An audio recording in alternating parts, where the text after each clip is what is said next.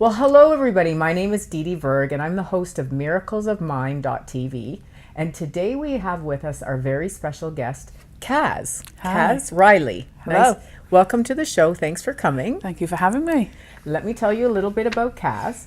Kaz comes from an academic background in human biology and is an experienced specialist in clinical hypnosis and EMDR. She's based out of Huddersfield, England, where for 15 years she maintained her full-time practice. Kaz has also appeared in many newspapers, magazines, and TV shows and teaches at several British universities to midwives, doctors, nurses, and medical students. She is also a hypnosis trainer and has taught in over 17 different countries around the globe. In her practice, Kaz works with a wide range of issues which include working with children, anxiety-based issues, irritable bowel syndrome, sexual problems, fertility, and childbirth. She is also the founder and creator of Sexual Freedom Hypnosis, which is now used and taught worldwide. So for today's topic, we'll be discussing hypnosis as it pertains to sexual issues.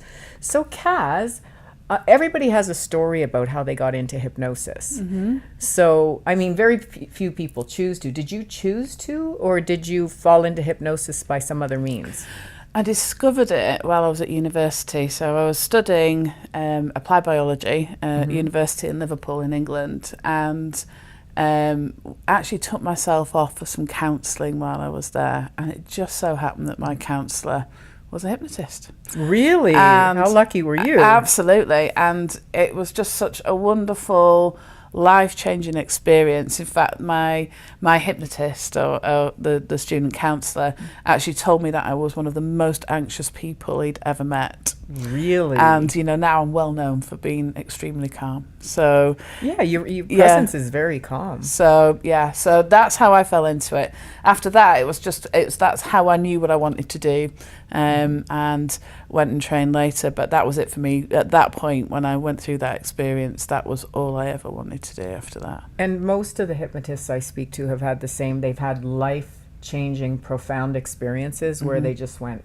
wow, I mean, I want to do this for everybody. Absolutely. So that's really amazing.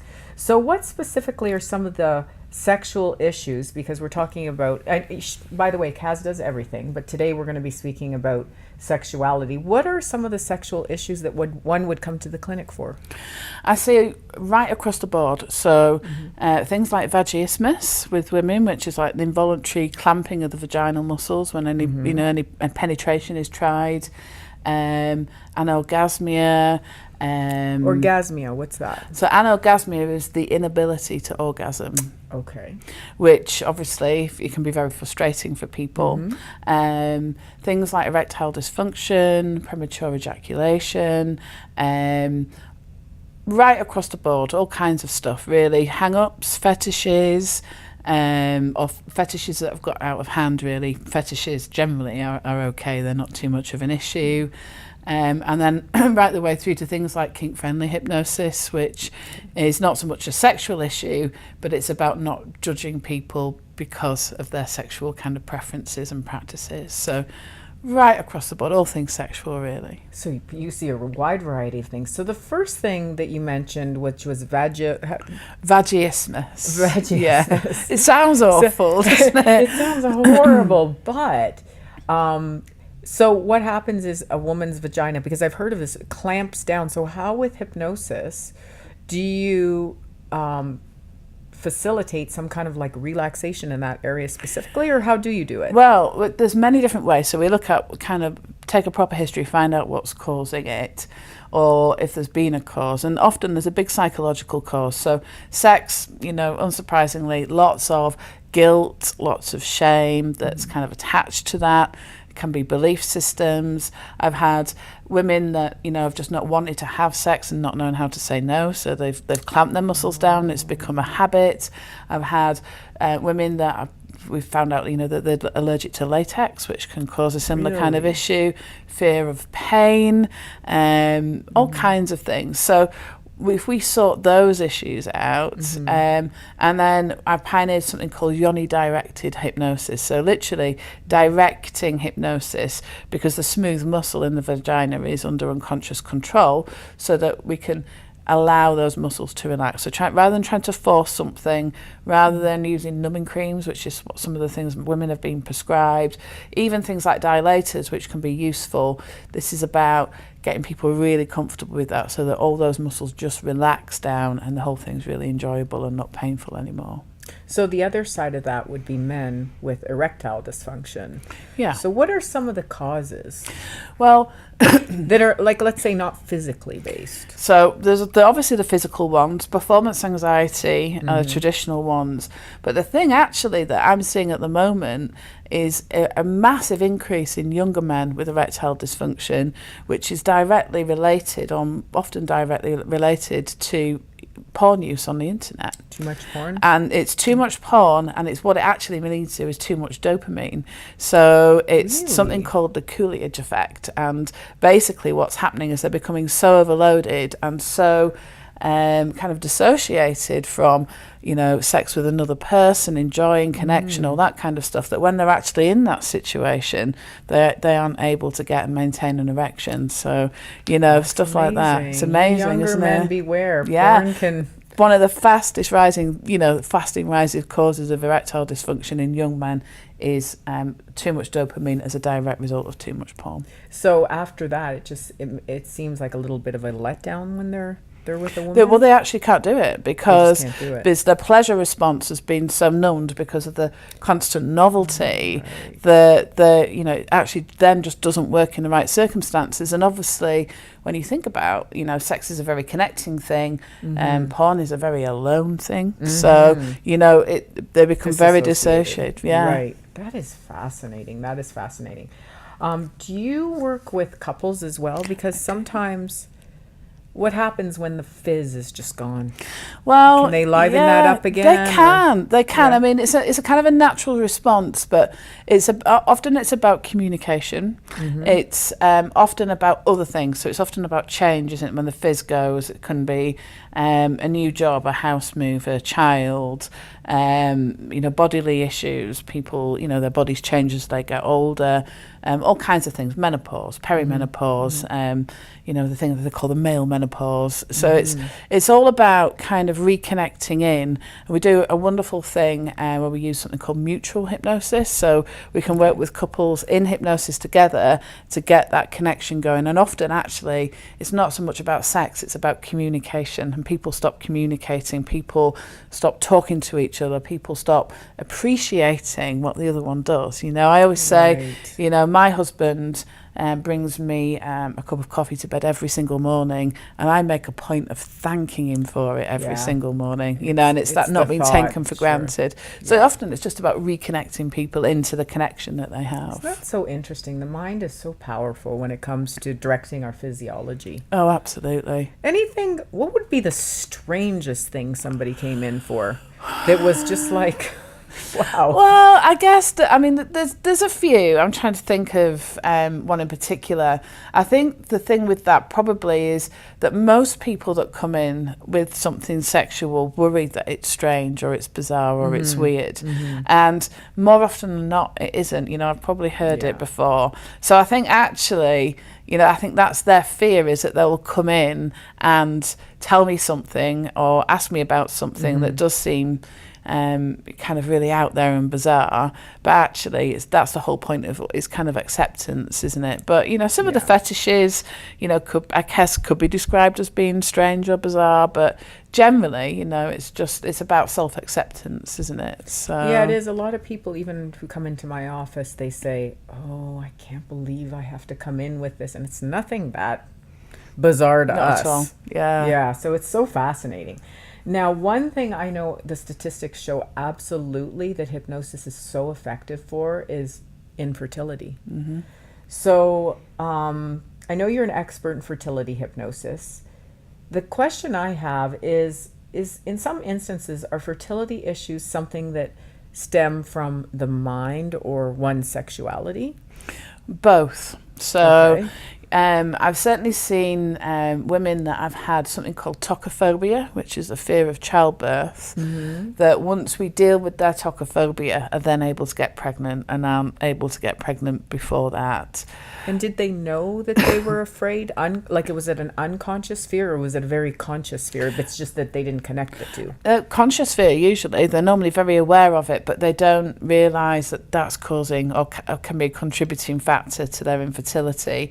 But when you think about it, the signs and symptoms of phobia is avoidance. So it makes sense that the body... Oh, they actually avoid sex. Well, no, but the body will avoid getting pregnant. So isn't that amazing? So our mind we have a fear that intense. It's just saying, don't get pregnant, because then, whatever will happen. And when you think about that, as young women, that phrase, don't get pregnant, is drummed into us, isn't it? One of the worst things. Right. So, that's where a lot of be careful. Pregnant. Yeah, don't get pregnant. And then on top of that, there's the pain aspect of being pregnant, the whole childbirth thing, which is never portrayed in a it's positive always she way. Died in childbirth. Screaming. It's, Ooh, and then, we're hypnotists, we know. I've given birth twice, using hypnosis as my only form of pain relief. And, I know I'm known as being, having a low pain threshold, being a bit of a wuss, really, at home. So the fact that I could do that, anybody can do that. So it's coming right the way around. In terms of their sexuality, I guess... if you've got a sexual dysfunction, that can prevent you from having a child as well, or certainly from being pregnant and your fertility. If you've got vaginismus, then obviously you can't have penetrative sex. If you've got erectile dysfunction, you can't have penetrative sex. If you... I've got ejaculatory issues for a man, so you've got, where you just can't orgasm with a woman, that has, a lot of impact on you can't father a child in that situation. So would there be any deep unconscious things that are revealed that are really interesting that have stopped a woman's body from accepting, from getting pregnant or accepting the sperm? There's kind of certainly anecdotal evidence. I don't know of any kind of scientific evidence that show that. Just in your But from what I've seen, certainly things like if a relationship is breaking down, that's one of the kind of strange things that humans will do is to try and save a relationship. They'll either get married or they'll have a child. I've seen that. Yeah, I've seen people get married when they should be breaking up. Yeah, and they're like, "Oh, marriage will solve everything." Yeah, and it's only worse. Yeah, or if we have a child, we'll have a joint. We'll have something in common and something to look after. But of course, we all know that having children puts more of a strain on a marriage, doesn't it? In terms of time and all that kind of stuff. So that there's all those kinds of things. So unconsciously, the body just says, "Nope, we're not going to get into this mess." Bad idea. Yeah. Wow, that is so fascinating. Wow. So tell us. Let's move on into kink. So tell us what it means to be kinky. And is this the same as being a part of the BDSM community? How would you define these for somebody who's not necessarily in the know? Either or in the know. Okay, so kinky is really about having sexual preferences and liking sexual things that are, I guess, seen not to be within the norm. The norm obviously changes as time goes on. Right. So, that could be anything at all, really. It's the BDSM is the bondage, discipline, sadomasochism. So there's a big crossover, but they're not necessarily. You don't have to. You can be kinky without being in a BDSM or lifestyle or relationship. Most couples certainly have tried kink probably at some point within their relationship, and some that like it will do it more. Is there a time where kink or a fetish starts to become an issue for somebody? It can be, certainly if they have a particular fetish. So, a fetish is something where people will get excitement or arousal from something that normally isn't seen as sexual. So feet are a common one, for example. And that's absolutely fine. And I think we all have our little likes, don't we, and our possible little fetishes here and there. But it becomes an issue when it's the only way that somebody can become aroused.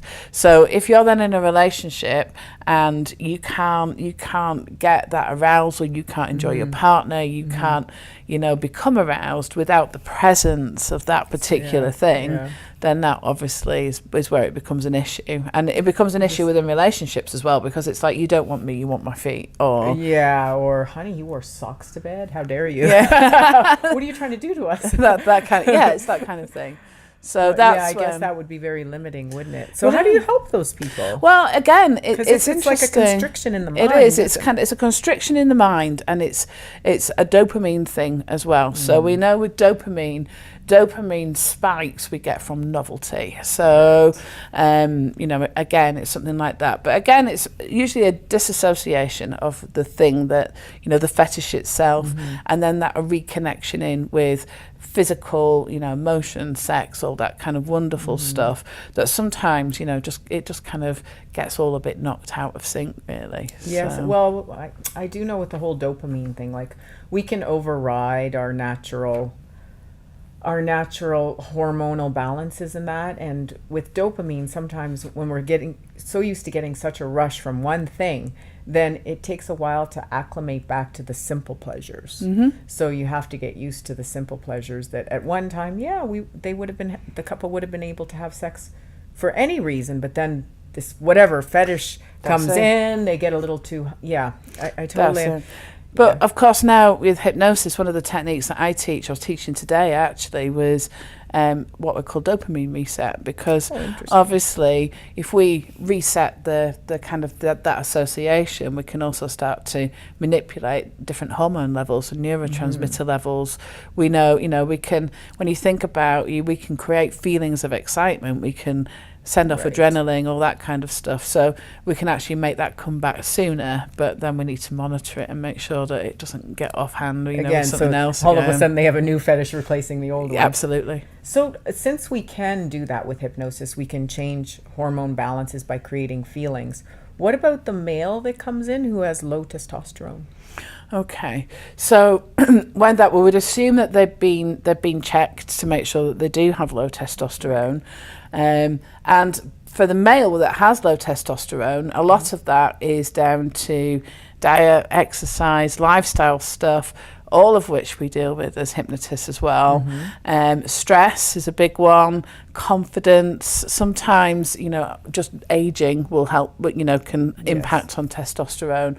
But also things that can be issues from, that have been around in a relationship, perhaps infidelity, guilt is another one that's in there.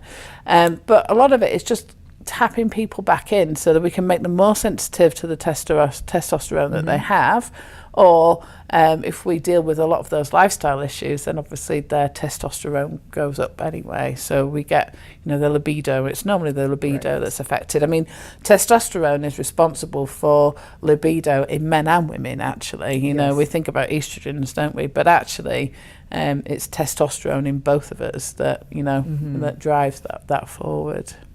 I've noticed a couple times when a male has come in and they've had erectile dysfunction, it's because they've gone through really, really hard and emotional divorce. Yeah. And after that, they just say, Didi, it just isn't working. Yeah. So, I mean, we usually think of men as kind of tough and hardy, but they get very affected by a relationship. So can you share with us some of? I mean, one of the nicest. Somebody that really sticks in my mind actually was, just as you said, being through this really heartbreaking divorce, really, in terms of, the things that he lost and how all that worked, and then met the most gorgeous, perfect match, really, his lifetime partner, and had that issue, and she was just lovely and really supportive. But, as we see that kind of clear, we let go of all that past, and, hypnotically we help people to clear all that out and get their sexual confidence back, to communicate better. Seeing him now, he's now had another baby with this really lovely lady, and everything's working as it should be, so it just goes to show, doesn't it, Well, I've heard you mention on several occasions that the key is connection, and connection actually releases dopamine. Absolutely. It's one of the things that releases dopamine. So everybody take note. Novelty, expectation, all that kind of stuff. All that kind of stuff is going to release that dopamine. It's going to make you happy, happy, happy. release those happy hormones. Absolutely. How is kink-friendly hypnosis different from erotic hypnosis? That's a really great question, because people do get the two mixed up. I guess erotic hypnosis is about creating erotic feelings, orgasms, all that kind of stuff in a hypnotic setting. It's a lot of fun. It's great. You know, it's a really wonderful thing to do. Kink-friendly hypnosis is about therapy, and it's about therapy within the kink community. It's about being able to be absolute yourself without being judged, without being marginalised.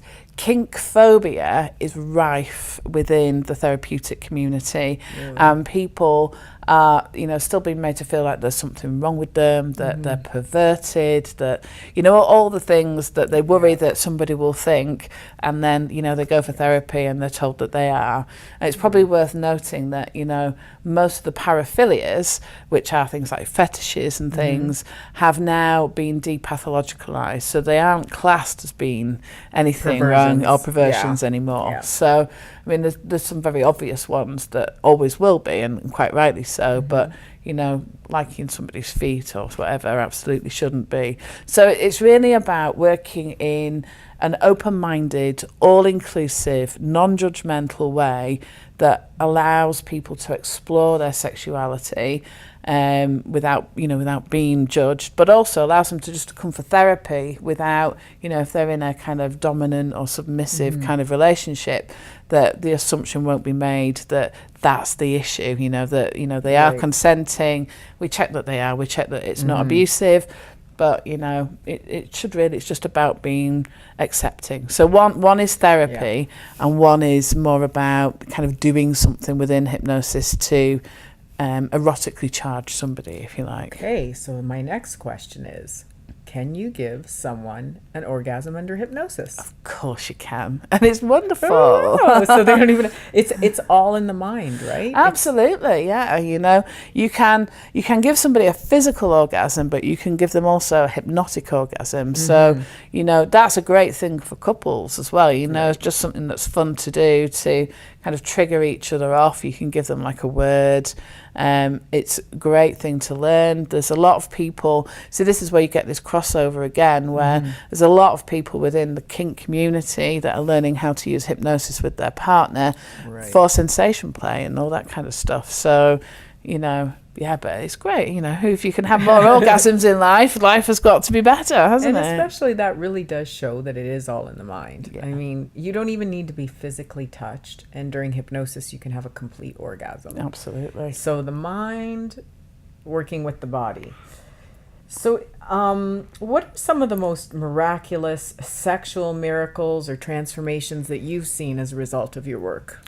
I think, you know, when I've had people that have come in to my office who are so sexually closed down for many, many reasons, who, you know, don't believe that they can ever have a relationship, that they don't believe they could ever be a parent, that they, you know, they don't believe that they could actually ever be sexual, and unwrapping all of that and seeing those things, and, you know, them kind of come into the office a few months later, or, you know, I've got a couple of years later with their children, and, you know, that to me in itself is just, you know, it's a real miracle that they can, because it's often about belief systems, that, you know, they can change those belief systems so much that, you know, like you've said, that, you know, the body goes where, you know, it follows the mind, that the mind is so powerful that it can allow that to be released, really. You know, I think that's a really wonderful thing. And I think also as well,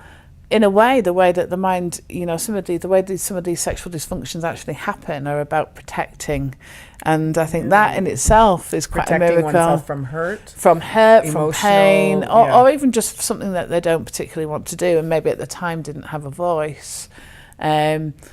All kinds, I mean, things like, you know, people that have been told that they will never ever get pregnant naturally, you know, and then they do, and, you know, those kinds of things.